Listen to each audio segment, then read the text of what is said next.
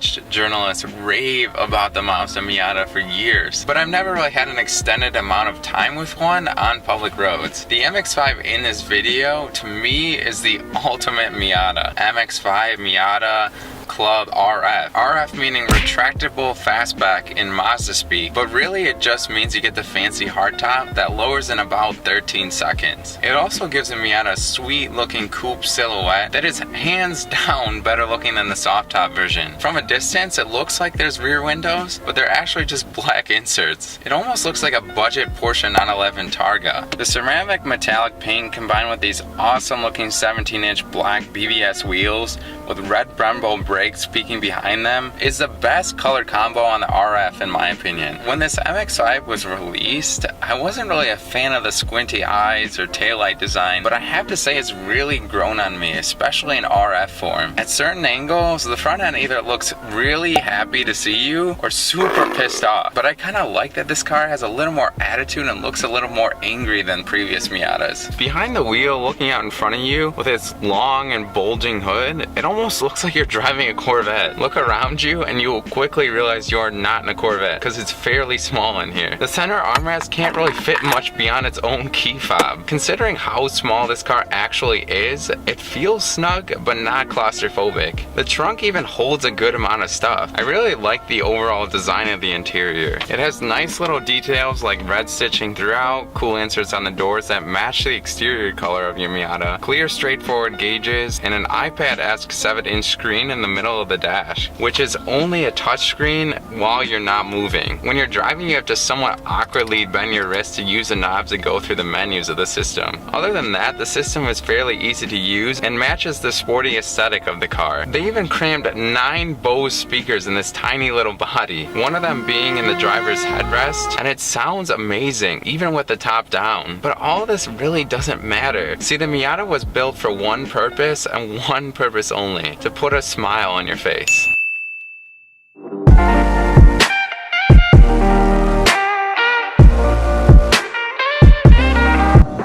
When anyone sees this car, they ask me, is it quick? How much horsepower does it have? And here's the thing, this car wasn't built to throw you back in your seat like a muscle car. On paper, this sounds like a lame car. 2-liter 4-cylinder under the hood only produces 155 horsepower and 148 pound-feet of torque. And throughout my week of driving the Miata, I never really wished for more power. Although realistically you're not going that fast, it sure feels like it. In this tiny package, the Miata feels quick, especially when you get the manual transmission like this press car. Anyone my age or below may look at the shifter and clutch pedal and will either think A, what is that? Bruh. Or B, ugh, too much effort. I'm not the most experienced stick driver, but this manual transmission feels awesome. The clutch is really easy to modulate, nice short throws, and it gives you a more connected driving experience. Even though the automatic supposedly gets you 2 mpg more on the highway, on my weekend trip I was averaging 40 frickin' mpg. Why in the world are people still buying Priuses?